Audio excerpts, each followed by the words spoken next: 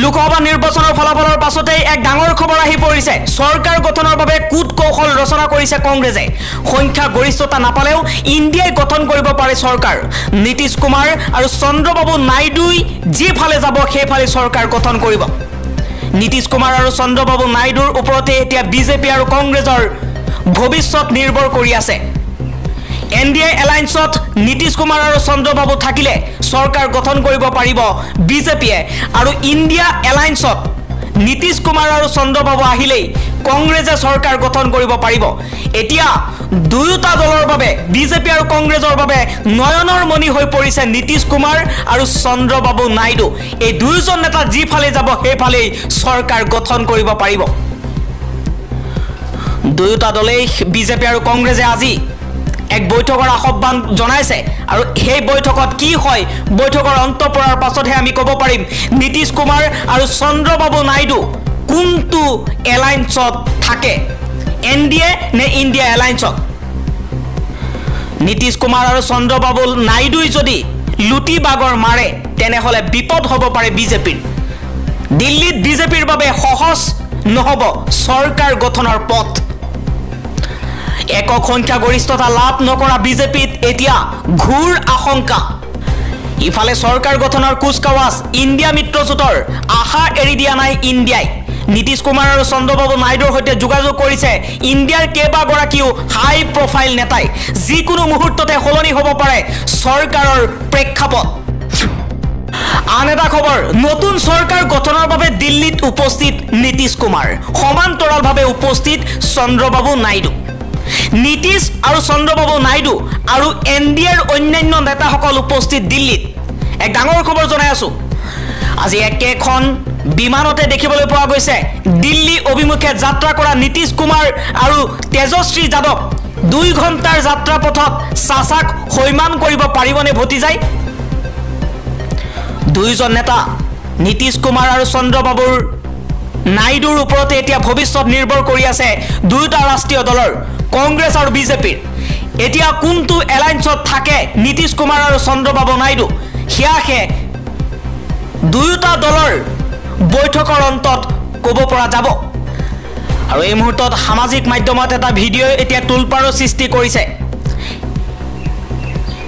পুৰণি এটা ভিডিঅ'ত গৃহমন্ত্ৰী অমিত শ্বাহে চন্দ্ৰবাবু নাইডুক সুবিধাবাদী আখ্যা দিছিল, আৰু সেই ভিডিঅ' এতিয়া সামাজিক মাধ্যমত ভাইৰেল হৈ আছে। চন্দ্ৰবাবু নাইডুক সুবিধাবাদী আখ্যা দি চিৰদিনৰ বাবে এনডিএৰ দুৱাৰ বন্ধ বুলি উল্লেখ কৰিছিল গৃহমন্ত্ৰী অমিত শ্বাহে। এইবাৰ বিজেপিৰ আহ্বানলৈ গুৰুত্ব দিবনে চন্দ্ৰবাবু নাইডুৱে? সেয়া এক ডাঙৰ প্ৰশ্ন এই মুহূৰ্তত। এনডিএ আৰু ইণ্ডিয়া এলায়েন্সৰ বৈঠকৰ অন্ততহে আমি ক'ব পাৰিম কোনটো দলে চৰকাৰ গঠন কৰিব। পৰৱৰ্তী খবৰ, 2024 চনৰ লোকসভা নিৰ্বাচনৰ ফলাফলৰ পাছতেই এতিয়া মন্ত্ৰী পীযুষ হাজৰিকাক লৈ বহুতে প্ৰশ্ন কৰিছে। পীযুষ হাজৰিকাৰ মুখৰ মূল্য কিমান? ক'ত গ'ল গৌৰৱ গগৈ জিকিলে ৰাজনীতি ত্যাগ কৰা মন্ত্ৰীজন? যোৱাকালি ঘোষণা হৈছে দেশৰ অষ্টাদশ লোকসভা নিৰ্বাচনৰ ফলাফল। ইতিমধ্যে 292খন আসনত জয়লাভ কৰি চৰকাৰ গঠনৰ দিশে আগবাঢ়িছে এনডিএ মিত্ৰজোঁট। 233খন আসনত ইণ্ডিয়া ব্লকেও অভূতপূৰ্ব প্ৰদৰ্শন আগবঢ়াইছে। এইবাৰ অসমৰ নিৰ্বাচনী যুঁজখনো হৈছে এক আকৰ্ষণীয়। অসমৰ 11টা লোকসভা সমষ্টিত বিজেপি, এজিপি, ইউপিপিএলৰ এনডিএই লাভ কৰাৰ বিপৰীতে 3খন লোকসভাৰ আসন যোৰহাট, নগাঁও আৰু ধুবুৰীত কংগ্ৰেছে বৃহৎ পৰিমাণৰ ভোট লাভ কৰি জয়যুক্ত হৈছে। যোৰহাটত গৌৰৱ গগৈয়ে প্ৰাক্তন আছু নেতা তথা বৰ্তমান অসম বিজেপিৰ হেভিৱেইট নেতা তপন কুমাৰ গগৈক পৰাস্ত কৰিছে। গৌৰৱ গগৈয়ে 7,51,771টা ভোট লাভ কৰাৰ বিপৰীতে তপন কুমাৰ গগৈয়ে 6,07,378টা ভোট লাভ কৰিছে।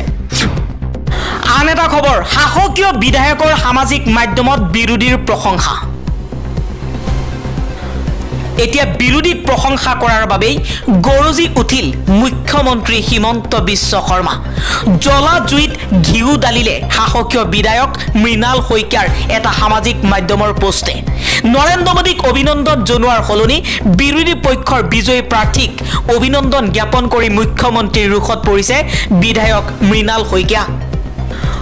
পুনৰ বিতৰ্কত সাহসীয় দলৰ বিধায়ক মৃণাল শইকীয়া এইবাৰ যোৰহাট লোকসভা সমষ্টিৰ পৰা বিপুল ভোটত জয়ী হোৱা কংগ্ৰেছৰ গৌৰৱ গগৈক প্ৰশংসা কৰি বিতৰ্কত সোমাই পৰিছে বিধায়কগৰাকী সাহসীয় দলৰ ব্যাপক ৰণকৌশলৰ পাছতো যোৰহাট সমষ্টিত বিপুল ভোটত জয়ী হয় গৌৰৱ গগৈৰ এই জয়ক সাহসীয় দলে সহজভাৱে লোৱা নাই যদিও সাহসীয় দলৰ এজন বিধায়ক গৌৰৱ গগৈক প্ৰশংসা কৰাক লৈ বিজেপিত প্ৰতিক্ৰিয়াৰ সৃষ্টি হৈছে যোৰহাটত গৌৰৱ গগৈ জয়ী হোৱাৰ পাছতে সামাজিক মাধ্যমত প্ৰতিক্ৰিয়া ব্যক্ত কৰিছিল বিধায়ক মৃণাল শইকীয়াই সামাজিক মাধ্যমত তেওঁ কয় যোৰহাট লোকসভা সমষ্টিত অসাধাৰণ বিজয়ৰ বাবে গৌৰৱ গগৈ ডাঙৰীয়াক বিশেষভাৱে অভিনন্দন জ্ঞাপন কৰিছো এই ফলাফল কেইবাটাও দিশত বিশেষভাৱে গুৰুত্বপূৰ্ণ আৰু ইয়ে প্ৰমাণ কৰে যে ধন ডাঙৰ প্ৰচাৰ অভিযান অতিমাত্ৰা নেতৃত্ব আৰু দৰ্পী ভাষণে নিৰ্বাচনত জয়ী হোৱাত সদায় সহায় নকৰে এই মুহূৰ্তত জনাইছো এটা ব্ৰেকিং নিউজ চৰকাৰ গঠন কৰিবলৈ সাজু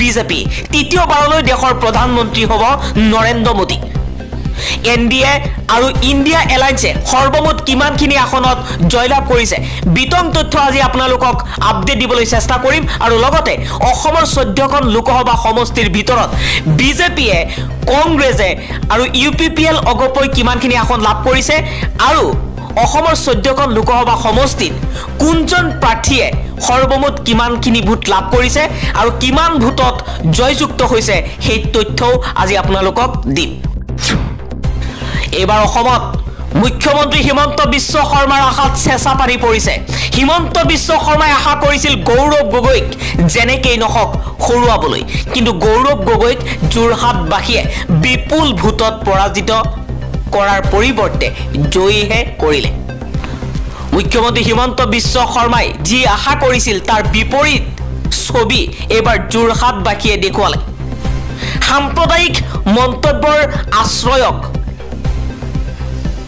যোৰহাটবাসীয়ে নচ্ছাত কৰিলে মুখ্যমন্ত্ৰী হিমন্ত বিশ্ব শৰ্মাক সাংবাদিকে প্ৰশ্ন কৰাৰ পাছতেই মুখ্যমন্ত্ৰী হিমন্ত বিশ্ব শৰ্মাই কৈছে গৌৰৱ গগৈক লৈ মোক প্ৰশ্ন নকৰিব হিমন্ত বিশ্ব শৰ্মাই নিৰ্বাচনৰ ফলাফলৰ পূৰ্বেই তেওঁ কৈছিল যে অসমৰ 14খন লোকসভা সমষ্টিৰ ভিতৰত 12খনতে তেওঁলোকে জয়যুক্ত হ'ব কিন্তু 11খনতহে সীমাবদ্ধ হৈ থাকিল অসমত বিজেপি পৰৱৰ্তী খবৰ বিজেপিৰ দাদাগিৰি অহংকাৰৰ বিৰুদ্ধে নতুন প্ৰজন্মই ভোট দিছে 2026ত পৰিৱৰ্তন নিশ্চিত বুলি মন্তব্য কৰিছে অখিল গগৈ কৈছে বিজেপিয়ে যোৰহাটত 100 কোটি টকা খৰচ কৰিছিল যোৰহাটৰ ৰাইজে দেখুৱাই দিলে ধন সৰ্বস্ব ৰাজনীতি তেওঁলোকৰ বাবে গৌণ আন এটা খবৰ নিৰ্বাচনৰ ফলাফল ঘোষণাৰ পাছতেই প্ৰধানমন্ত্ৰী নৰেন্দ্ৰ মোদীৰ মন্তব্য বিৰোধী একগোট হৈ যিমান আসন পালে বিজেপিয়ে অকলে তাতকৈ অধিক আসন পালে